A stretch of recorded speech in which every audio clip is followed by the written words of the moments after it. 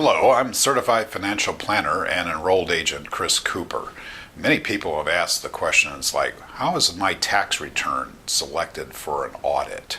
Well, oftentimes audits are only by randomness. The IRS really never tells us exactly how they actually select tax returns for audit.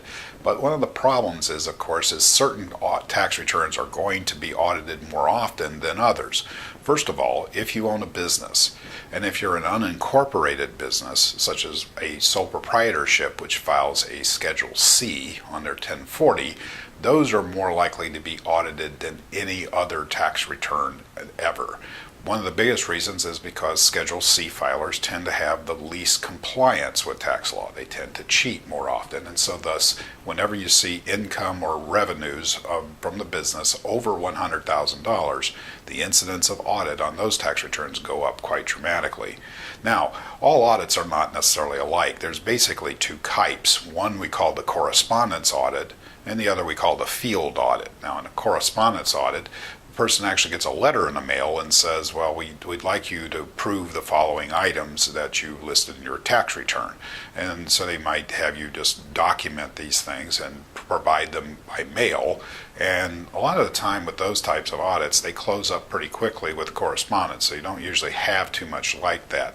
Now, don't mistake a correspondence audit, though, for one of those error letters. They call a CP 2000 notice. Those sort of things happen because the computers of the IRS aren't necessarily matching up your reporting documents. For example, you have bank interests, let's say, and you have 5 different bank accounts, but you don't list all 5 of them on the return, and one of them that's missing is got some interest that's more than $10, and so therefore you'll get a letter in the mail saying, well, you reported your income as this, but your real income was something greater, and they automatically assume you're guilty until you prove yourself innocent. So therefore you get really angry at this sort of thing and think, well, now how dare they, and all this other stuff. But what you do then is just simply match the documents up, attach all the 1099s to the correspondence, and return it, and generally that cleans it up. But that's more just a matching of reporting forms like 1099s and W-2s and bank interest and mortgage interest.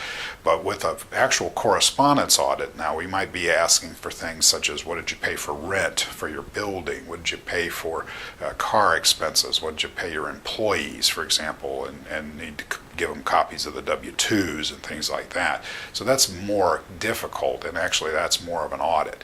Now the harder type of audit is what we call the field audit, and this is where you're informed by letter that an auditor from the IRS is going to come and knock on your door and come to see you in your place of business or in your home. And definitely in these situations, you do not represent yourself. You want to hire someone who can represent you before the service and knows how to protect your rights. Here you have basically 3 choices. You can hire an attorney who's familiar with tax law. Remember, all attorneys don't necessarily do tax work. Attorneys tend to be surgeons, so like your doctors, they have specialties. You could hire an accountant, a certified public accountant. They are, by their license, able to represent you before the IRS, but not all CPAs do tax work, so you do need to recognize who is it that you're doing, and do they know how to do the return that you're asking to be represented. Then the third group we call the enrolled agents, and the enrolled agents are the people who have been tested and certified by the Treasury. So they actually take their exam and take a 2-day exam and receive a card from, we call the Treasury card, and they actually are licensed by the IRS then to represent taxpayers before the IRS and also state and local taxing authorities. So any of these 3 persons can help you, but you definitely want to have one if you're having a field audit, because in that situation there, you definitely need someone to be watching your back when you're in this situation.